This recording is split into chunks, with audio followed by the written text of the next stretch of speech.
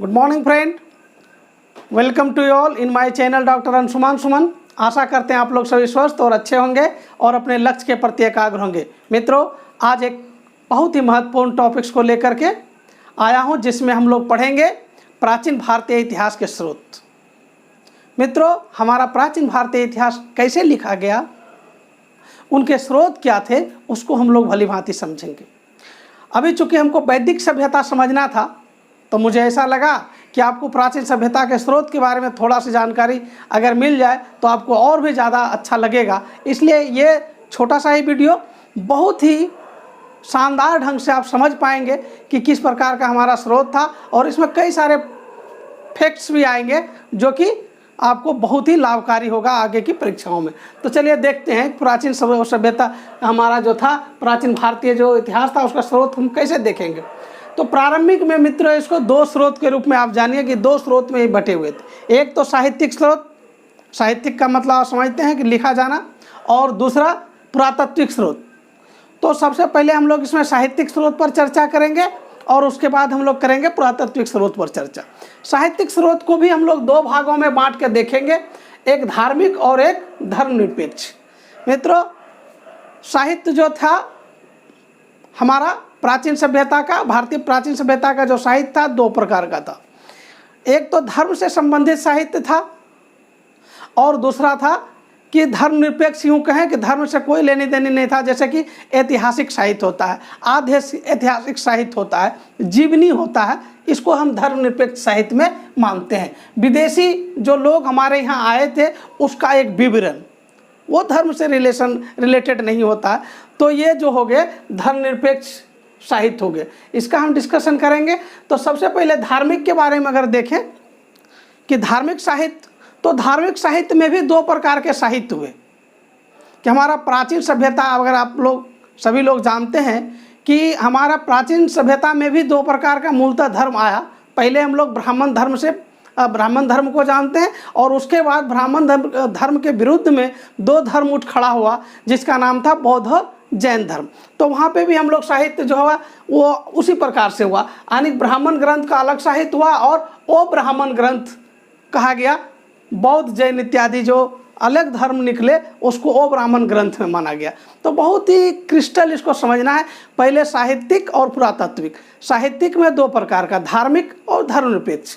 फिर धार्मिक में भी दो प्रकार का, ब्राह्मण और ओ ब्राह्मण ग्रंथ। तो सबसे पहले ब्राह्मण ग्रंथ में हम लोग जो है चर्चा कर लेते हैं।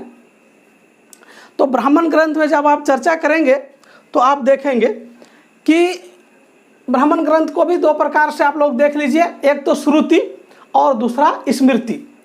स्मृति को ही धर्मशास्त्र बोलते हैं, ठीक है मित्रों। और श्रुति क्या होता है? श्रुति हम लोग जो वेद के बारे में पढ़ते हैं, 4 वेद है और सबसे प्रारंभिक वेद ऋग्वेद। तो ये जो वेद है, वेद की जो रचना हुआ, तो ये कहा जाता है कि वेद जो है श्रुति है। श्रुति का मतलब कोई विद्वान या गुरु अपने शिष्यों को कहानी कहा, और वह शिष्य फिर अपने शिष्यों को कहा, और वह शिष्य फिर अपने शिष्यों को कहा, यानी सुनकर जिस चीज़ को लिखा गया है उसको श्रुति कहते हैं। और वेद की रचना भी उसी क्रम में हुआ है। वैदिक साहित्य की रचना भी श्रुति है, सुन करके लिखा हुआ है, ठीक है। तो अभी भी हम लोग अगर इसका खास वजह जानने की कोशिश करें इतिहास में, तो अब इसका तजब्बो और मिलने लगा है। सबल्टर्न हिस्टोरियन आप लोग पढ़ेंगे, तो जिसमें कि ये कहा जाता है कि लोक गाथाओं इत्यादि का भी इतिहास में समावेशन होना चाहिए।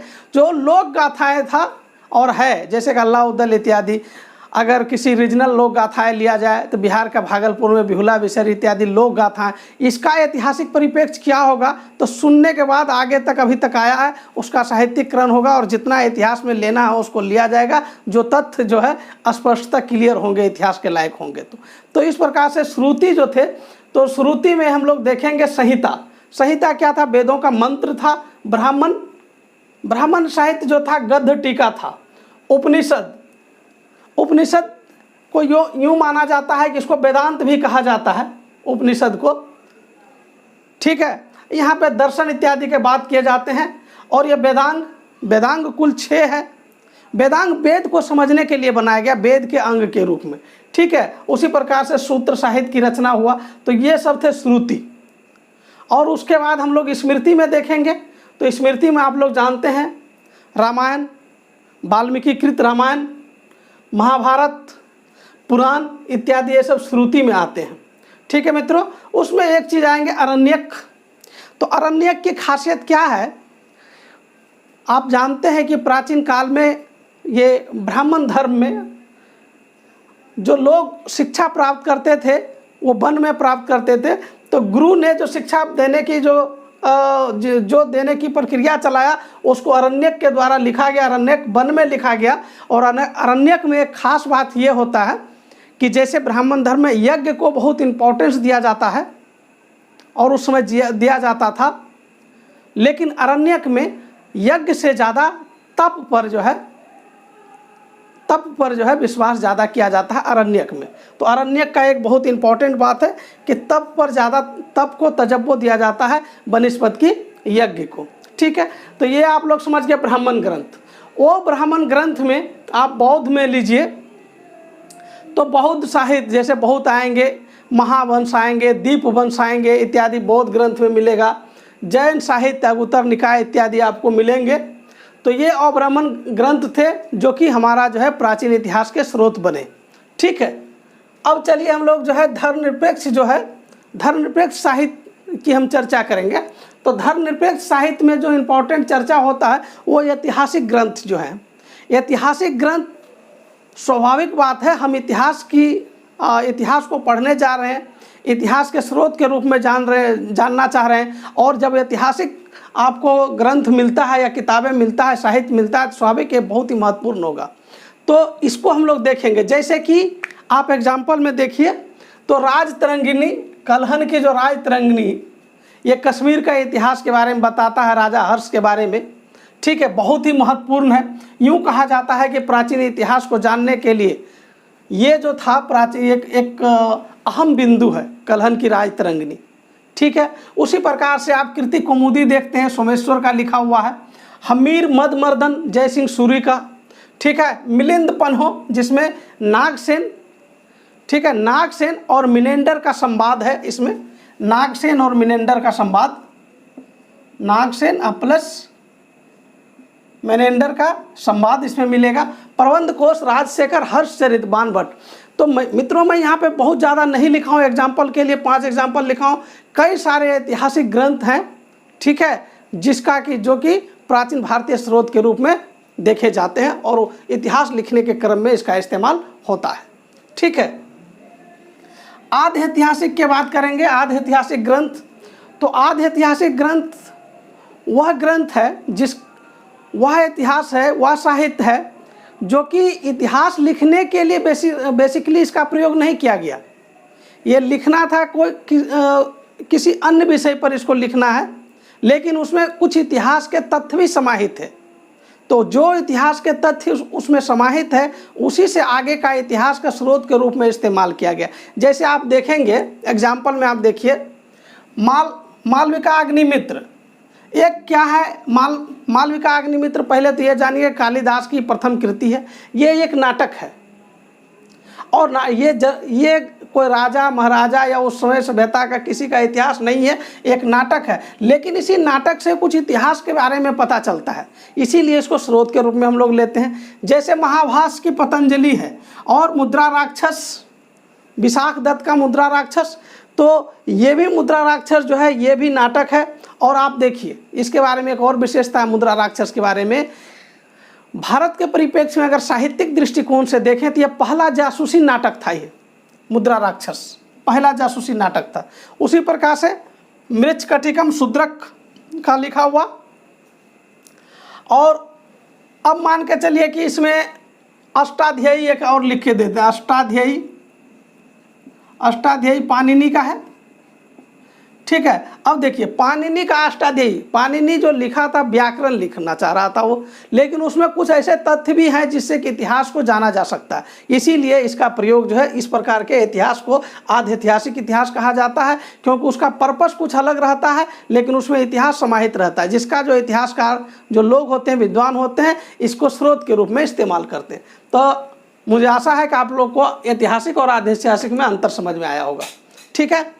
अब विदेशी विवरण जो है इतिहास का, यूं कहें प्राचीन भारतीय इतिहास का ही नहीं बल्कि अन्य जो है आप ये कह सकते हैं मध्य भारत का या आधुनिक भारत का जो विदेशियों का वृत्तांत है वो इतिहास के लिए काफ़ी महत्वपूर्ण है, क्योंकि जो विदेशी आए उन्होंने क्या क्या अपना एक अकाउंट लिखा और भारत के बारे में सामाजिक राजनीतिक दशा को लिखने की कोशिश किया और भारत की भौगोलिक क्षेत्रों को भी समझने की कोशिश किया, खान पान रीति रिवाज इत्यादि को भी उन्होंने कलमबद्ध किया, जिससे कि प्राचीन इतिहास को समझने में बहुत आसानी हुआ। तो उसमें दो प्रकार का हम विदेशी विवरण को हम बांट के देख सकते हैं। एक हम बांटते हैं यूनानी और दूसरा बांटते हैं चीनी।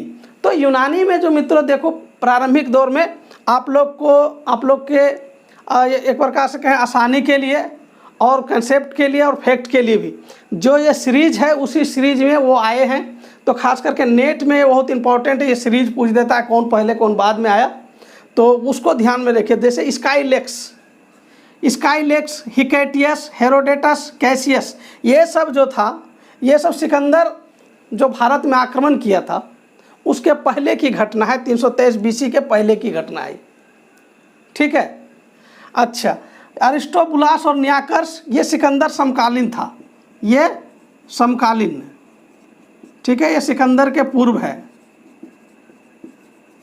ठीक है। और ये नीचे वाला जो है प्लिनी, मेगास्थनीज, टॉलमी, स्ट्रेबो, ये सिकंदर के बाद के यूनानी विद्वान आए।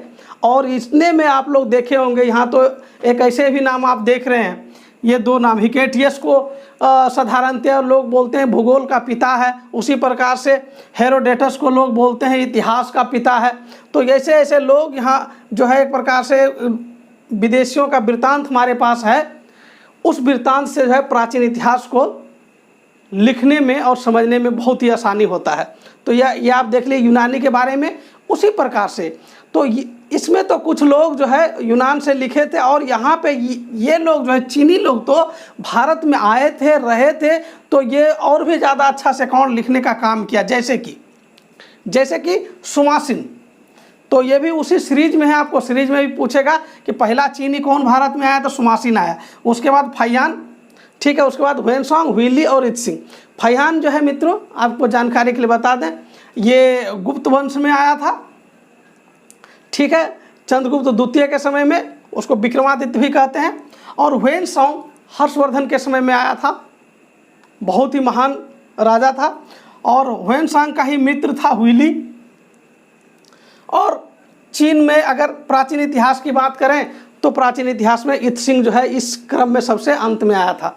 तो यहाँ से बीपीएससी में काफ़ी सारे प्रश्न पूछे जाते हैं, फैयान से, हुएनसांग से, इत्सिंग से। तो फैयान समझ गए आप लोग गुप्त वंश में, और हुएनसांग हर्षवर्धन के काल में, और इत्सिंग इनके 637 ईस्वी के बाद आए थे। ठीक है। तो ये आप चीन का देखें। अच्छा, फैयान का जो अगर यात्रा वृत्तांत के बारे में बात करें कि इसकी यात्रा वृत्तांत को क्या कहा जाता था, फूको की कहा जाता था। हुएनसांग के यात्रा वृत्तांत को सी यू की कहा जाता था। तो ये लोग का जो यात्रा वृत्तांत था, इन्होंने अपने यात्रा वृत्तांत में भारत के सामाजिक, राजनीतिक, भौगोलिक स्थिति को, रीति रिवाज इत्यादि को दर्शाने का भरसक प्रयास किया। और यही वजह है कि हमारा इतिहास का ये स्रोत बना। ठीक है, बिल्कुल समझ में आ रहा होगा। अब हम लोग चलेंगे, जो इसका दूसरा पक्ष था, हम लोग साहित्यिक पक्ष को देख चुके हैं। अब दूसरा पक्ष हम देखते हैं पुरातात्विक पक्ष।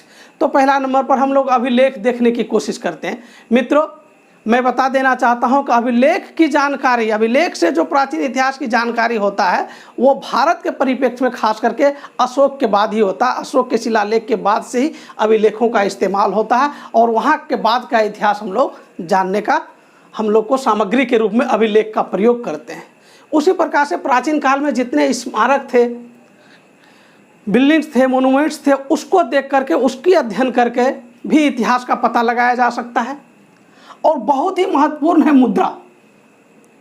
मुद्रा से किसी भी समय का आर्थिक स्थिति को पता लगाया जा सकता है। अगर मान लिया जाए कि अगर बड़े पैमाने पर सोने का मुद्रा चलाया जा रहा है, स्वाभाविक बात है वो साम्राज्य बहुत ही आर्थिक दृष्टिकोण से सबल होगा। मुद्रा अगर आहत मुद्रा है, मिट्टी इत्यादि का मुद्रा है, तो कम कीमत के धातु का मुद्रा है, तो स्वाभाविक दृष्टिकोण से माना जाएगा कि उसका आर्थिक स्थिति कमजोर रहा होगा।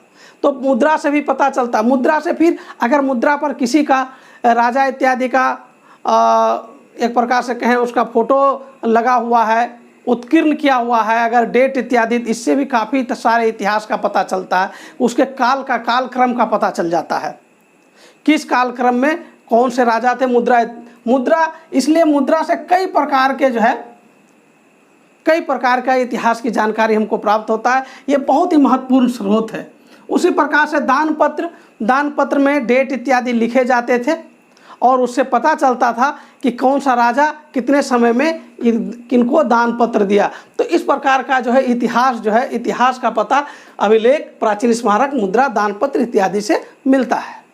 मित्रों, मुझे पूरा भरोसा है कि जो हम दो प्राचीन साहित्यिक स्रोत के बारे में बात किए, एक साहित्यिक और पुरातात्विक, आपको बिल्कुल समझ में आया होगा। आपको वीडियो कैसा लगता है आप कमेंट बॉक्स में मुझे बताइएगा। आज भर के लिए बस इतना सा ही। Thank you very much.